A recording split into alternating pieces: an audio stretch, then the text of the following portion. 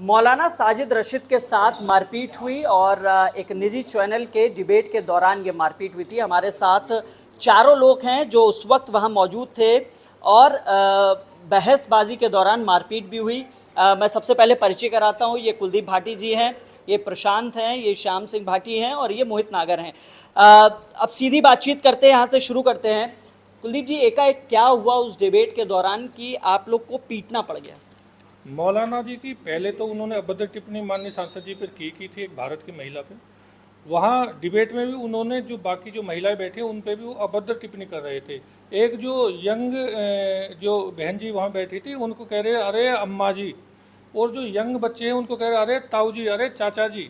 और हमने कहा कि आप राशिद जी माफ़ी मांग लीजिए, ठीक है आपने गलती कर दी, आप माफ़ी मांग लीजिए। वो कहने लगे कि मैं माफ़ी नहीं मांगूंगा।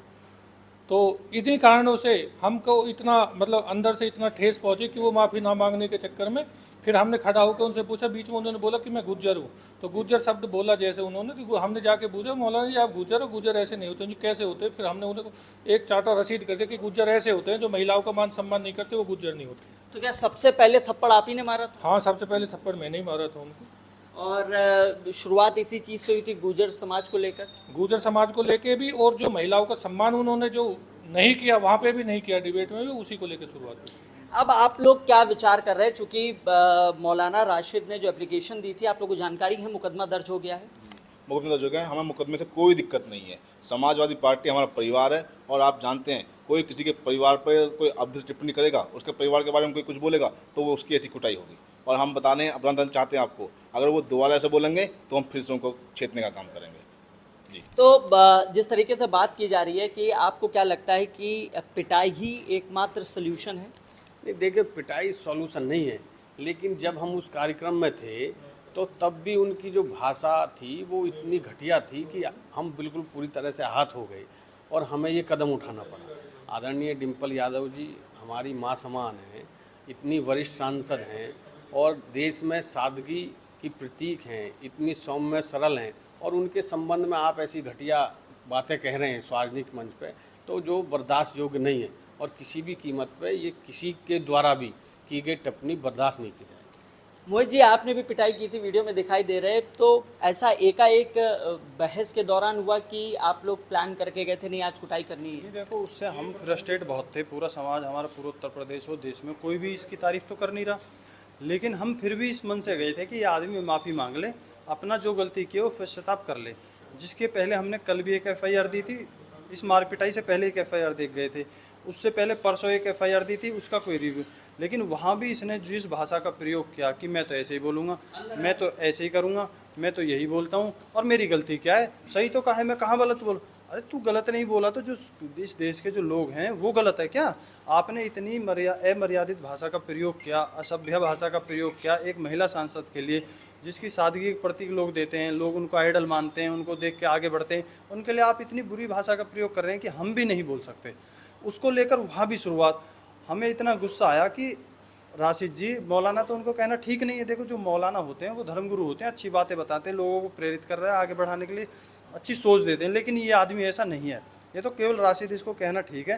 राशिद जी से हमने कहा जी आप माफ़ी मांग लो कि चीज़ें सही हो जाएंगी। देखो, उनका जो भी चीज़ें हुई हैं, उन्होंने कहा कौन माफ़ी मंगवा लेगा और तुम कौन हो, ये वो। उन्होंने हमसे हॉट टॉक में बात करना शुरू किया। हमारा वहाँ इतना फ्रस्ट्रेट हो गए, गुस्सा चढ़ा हमें, हमने उनकी वहीं धुनाई करनी शुरू कर दी। मैंने कहा अब तुम माफ़ी मत मांगो, अब तुम और बोलो। तो अब तुमको क्या लगता है कि ये पिटाई की ठीक है, अभी लग रहा है कि नहीं गलत कर दी? देखो, गलत पिटाई गलत है, लेकिन वो श्री कृष्ण कहते हैं कि जब चीज़ें नाक से ऊपर चली जाएं, जब गलतियां 100 पूरी हो जाएं, तो उसके बाद आपको सोचने की ज़रूरत नहीं है। आपको जो करना है वो कर देना चाहिए, क्योंकि एक परिवार के लिए मान सम्मान से बड़ी कोई चीज़ नहीं है। जो हमारी माँ बराबर है, आज हमारी क्या मात्र उम्र है, 25 साल की मेरी उम्र है, और उनके लिए कोई ऐसा बोल रहा है, उस परिवार में मैं रह रहा हूँ, उसमें मैं जी रहा हूँ, तो फिर मेरा जीने का कोई फ़ायदा नहीं, उस परिवार में रहने का भी कोई फ़ायदा नहीं है कि उस परिवार के बारे में कोई आदमी आए, कुछ भी बोले और चला जाए, कोई कुछ भी बोले। इस पर भी सरकार को एक्शन लेना चाहिए है कि ऐसे लोगों पर पाबंदी लगाई जाए कि किसी के बारे में नहीं बोलना चाहिए।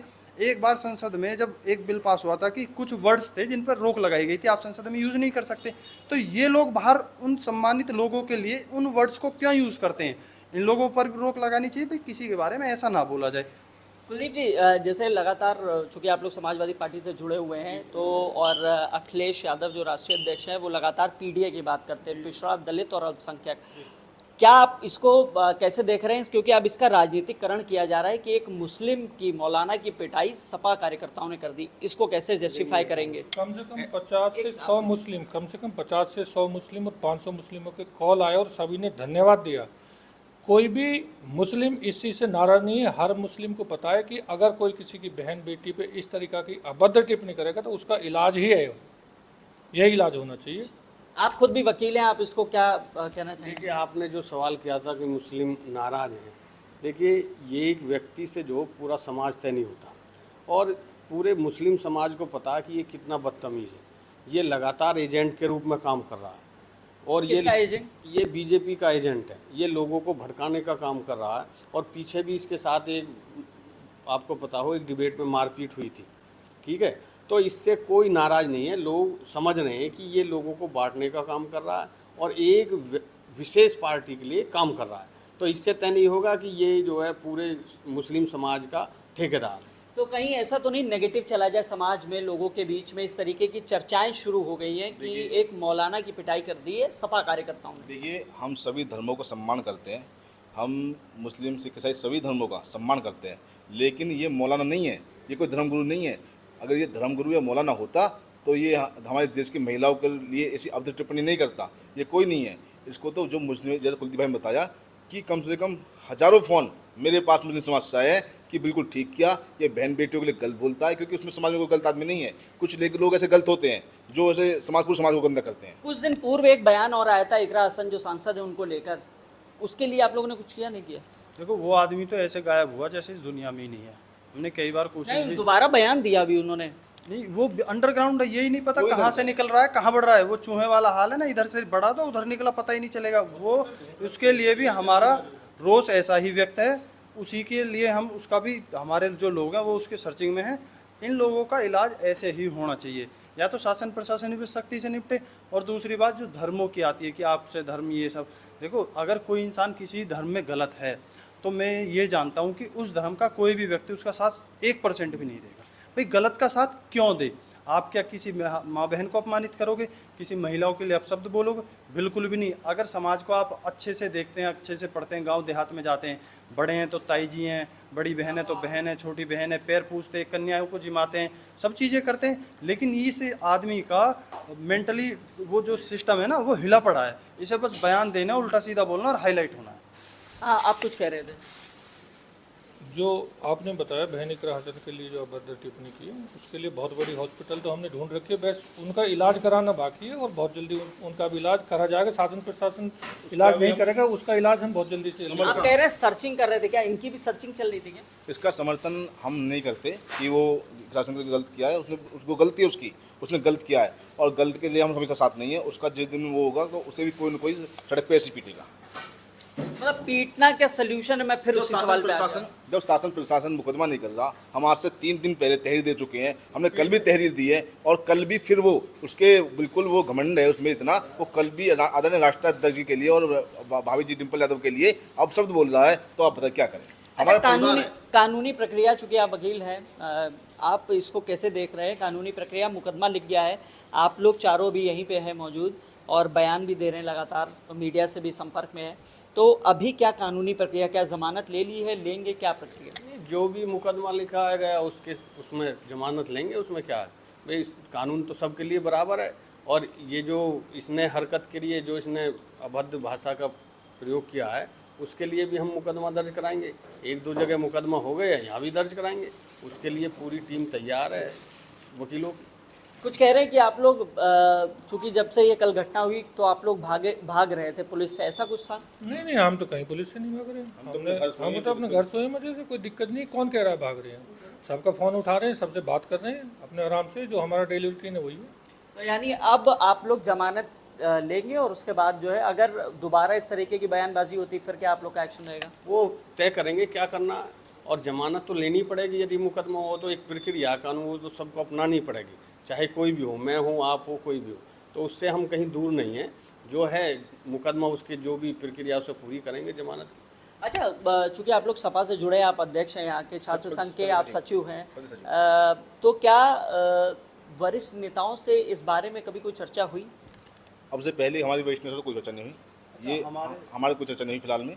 और जो हम यहाँ कल गए थे और हम उनके डिबेट सुन रहे थे, और डिबेट सुनते सुनते ही हमारे परिवार के लिए वो इतना गंदा बोल रहा था, हमारे राष्ट्राध्यक्ष इतना गंदा बोल रहा था, तो कौन सुनेगा परिवार के लिए? आप बताइए। आप कुछ कर रहे थे? पार्टी में हर तरीके के इंसान होते हैं, बहुत वरिष्ठ वो भी हैं जिनसे अगर हम ये कहने लगे किसी के साथ ऐसा करना है या कोई चीज़ करनी है, उससे क्या कराएं। नहीं, करने के बाद जब ये घटना हो गई, वीडियो वायरल हो गया, क्योंकि अब आप लोग चारों लोग वायरल हैं लगातार सोशल मीडिया पे, तो अभी कैसे रिएक्शंस आ रहे हैं और क्या वरिष्ठ नेताओं से उसके बाद कोई बात हुई है अपनी समाजवादी पार्टी में? नहीं, देखो, अगर गलत को सही करने के लिए ये करना पड़े तो इसमें कोई गलत नहीं है, पहली बात। और हमारे भाई हैं, वरिष्ठ नेता हैं, पहले महासचिव भी रह चुके हैं, प्रदेश में अधिवक्ता सभा के प्रदेश सचिव हैं, 3 बार उपाध्यक्ष रह लिए हैं पार्टी का जिला, तो हमारे लिए तो वरिष्ठ ही हैं। लेकिन जो उसकी कृत्य था, जो उसने प्रकरण किया, वो बिल्कुल बर्दाश्त नहीं होता। बर्दाश्त करने के बाद भी अगर इंसान की एक गलती माफ़ हो जाए, 10 हो जाए, 50, 100 हो जाए, लेकिन 101 नहीं होगी। ये वो हाल हुआ है कि इसने 100 गलती अपनी कर ली थी, 101 पे इसका जो हश्र होना था वो हो गया। इसका पिटना तय था, क्योंकि ये नालायक था, इसको पिटना ही था कि मुझे पीटो, आओ, मैं ऐसे ही बोलूँगा। भाई बोल, तुम भी बोलो, फिर हम भी वही करें। भाई जिस तरीके का आप समाज पैदा करोगे, उसी तरीके से समाज में आगे लोग भी पैदा होंगे। अब जो तुम कर रहे हो, अगर समाज के लिए हम वो सब सुने तो फिर हमारा क्या फ़ायदा समाज। एक आखिरी सवाल, आप लोगों ने भी कोई एप्लीकेशन दी थी शिकायत के लिए? जी दी थी। कहाँ दी थी? हम सोजपुर में दी थी, और कल भी दी थी डीसीपी ऑफिस। तो क्या कुछ कहा गया है? अभी कुछ नहीं हुआ, अभी कुछ नहीं, कोई कार्रवाई नहीं है फिलहाल में। कल हमने जो एप्लीकेशन दी है, परसों भी भाई ने एप्लीकेशन दी, शामसिक भाई ने एप्लीकेशन दी, उस पर कोई कार्रवाई नहीं है। कल हमने डीसीपी साहब को जो एप्लीकेशन दी उस पर भी कोई कार्रवाई नहीं है। तो जाहिर तौर पे देखिए, सभी तमाम लोग जो उस वक्त वहाँ पर मौजूद थे डिबेट में, और जो मौलाना राशिद की पिटाई हुई है, इनका कहना है कि अगर इस तरीके से लगातार बयानबाजी अगर जारी रहेगी तो पिटाई भी जारी रहेगी। कैमरामैन विपिन के साथ हिमांशु शुक्ला, न्यूज़ 18, ग्रेटर नोएडा।